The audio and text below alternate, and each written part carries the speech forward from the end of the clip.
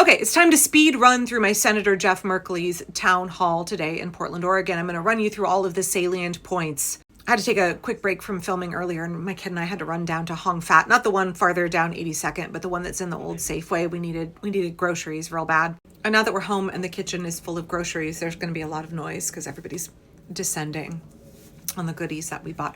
My guilty pleasure from Hong Fat is getting jackfruit. I know that it has a big carbon footprint. I'm really sorry, y'all. It's my one guilty pleasure when it comes to food, being not super sustainable. But anyway, okay, Jeff Merkley's town hall.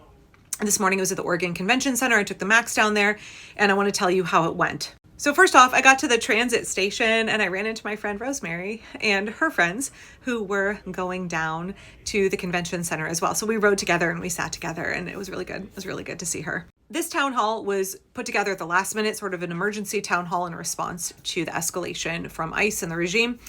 And so it happened on a work day at 10 in the morning. So attendance was not as high as you might have expected. The composition of the crowd was primarily older folks. That's fairly typical for town halls. That's who has the extra time and income and bandwidth to get involved in this kind of political activism and advocacy, to show up to these events. So there were some children there were some younger folks there, but primarily older. And yeah. When you showed up and registered, the senator's aides handed out these packets. They say, ring the alarm bells, 10 rules of Trump's authoritarian playbook. And then there are strategies to help combat the 10 steps that he's taking to demolish our democracy. So I'll get into that in another video. But while we were waiting for the senator to speak, my friend Rosemary leaned over and said to me, do you know why we have Congress? Because 2 heads are better than 1. 3 heads are better than 1. We make better decisions in committees. But Trump has decided to go rogue, and he thinks he can make decisions on his own, and those decisions aren't good ones.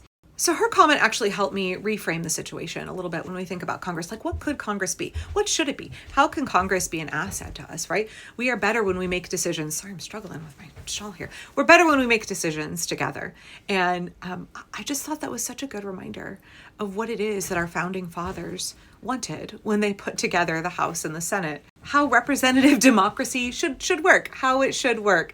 It should be minds coming together who are collaborating and working on behalf of all of us in our best interest, upholding the Constitution and helping create a more functional and just society, giving us a better quality of life, right? Like that's what Congress can and should be. But it's not, right? It's not functioning that way right now. And actually, Senator Merkley discussed this as the event went on, so I'll get there. Town hall began with a Pledge of Allegiance, which I think is like a little bit weird. I don't do the Pledge of Allegiance. And then Jeff introduced the Frog Brigade.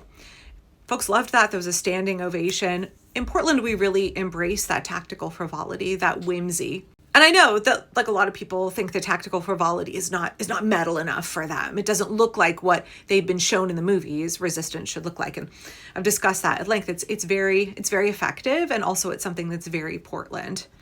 Jeff had a pretty short introduction. He talked about the Oregon way of doing town halls. He and Senator Ron Wyden, and also my Congresswoman Maxine Dexter. Not all members of Congress in Oregon. I don't think Cliff Bentz out in Eastern and Southern Oregon does town halls like this.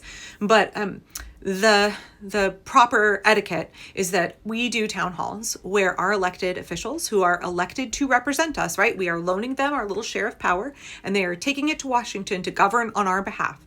They interact with us.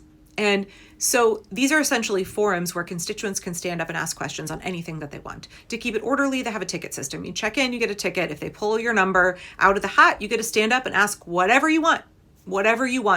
People are not supposed to boo you. They're supposed to respectfully listen. And then your elected, Jeff in this case, will respond. The first question was from Dr. Ann Sutherland, and she's a regular at town halls. I've seen her a lot. And she said, how close are blue states to making soft secession happen? Mother Jones did a piece on soft secession at the end of 2025, and maybe I'll talk about that over the weekend. It's on my list of things to cover. I just haven't gotten to it yet. So, Jeff didn't exactly have an answer. Anne pointed to Chris Armitage's work describing what it would look like to engage in soft secession and how blue states can and should pull that lever.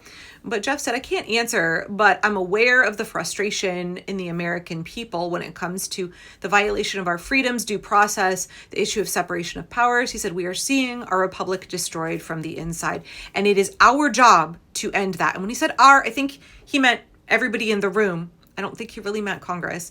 He said, that's the test we have ahead of us right now, that it's our job to end this authoritarian advancement.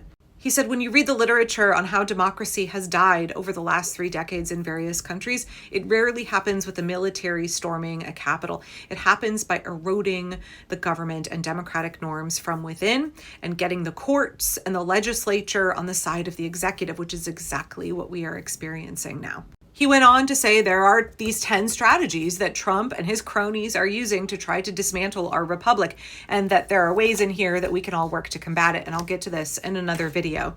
I make no secret about the fact that I like Jeff. I'm a big fan of Jeff. I think he's a man of integrity. I think he is a man who is willing to put himself and his reputation on the line. I see him as somebody who earnestly wants to serve the people of Oregon and defend democracy. He's not politically ambitious in a way that in any way compromises his duty, his responsibility to all of us. I have so much respect for Jeff. And while he's known for being very progressive, he's not known for being aggressive. He's very mild-mannered and very, very chill. And so when you have Jeff standing up there and saying that this is the test of our lifetime, right? He said, all 10 of Donald Trump's authoritarian plans are in play right now, and we have to stop it. He said, this is the test ahead of us. Like this is the work of our lifetime. He did not mince words. He was very clear. Like we have to stop this. We have no option. There is no option other than to organize to resist what Trump is doing and to defeat him. He went on to say that resistance inside Congress and outside Congress are both essential. He did kind of toe the Democratic Party line that the next election is really crucial. And he's not wrong. It is. There are too many Democrats who think that it's all going to be over in the midterms. I have too many friends, y'all, in real life who just think we're just going to vote in the midterms and everything will go back to normal. It'll all be fine, right? And that's simply not true. But elections are also an important part of this. If we look at other movements around the world that have successfully either stopped or toppled an authoritarian, elections are often a key component of that process. In and of themselves, they usually are not enough. But y'all, it's multiple things that have to come together and work together to stop this.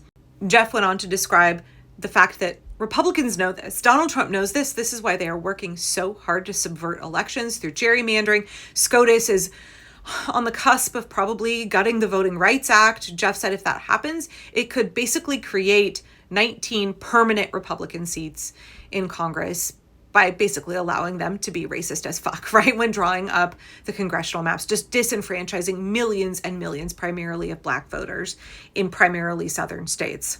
Jeff spoke about the fact that Tobias Reed here in Oregon is blocking successfully the regime from accessing our voter records. Other states with Republican secretaries of state have turned over that information willingly. They're using that, y'all, to create a national voter registry and to dump people off the rolls. They want to be able to see which party you're registered with and then kick you off the rolls.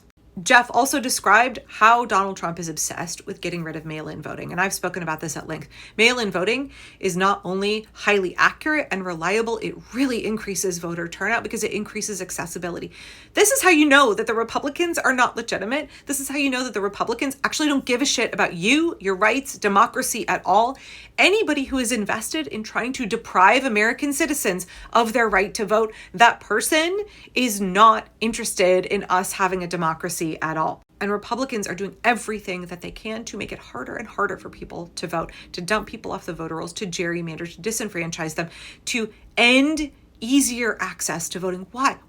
Why would you not want everybody to vote? Oh, it's because if people are allowed to have their votes recorded and counted, then those with corrupt agendas cannot hold on to power. Jeff went on to describe how they're trying to staff election sites with poll workers and other election officials who are incompetent and have no integrity. And isn't that the cacistocracy, right? You put the most inept staff everywhere so that when there's chaos, when it comes to the votes, either on election day or afterward, then you can claim that the results are illegitimate. This is all part of their process to undermine elections by their incompetence and their malfeasance. Jeff concluded this section where he was talking about the ways that Republicans and Donald Trump are threatening democracy by saying, I'm sorry, I'm not trying to be partisan, but in this moment, Republicans are not doing their job to defend our country. Town halls are supposed to be entirely nonpartisan. I was pretty shocked to hear Jeff say that. So I'm going to leave it there and then please come back for part 2 because we got more questions to cover.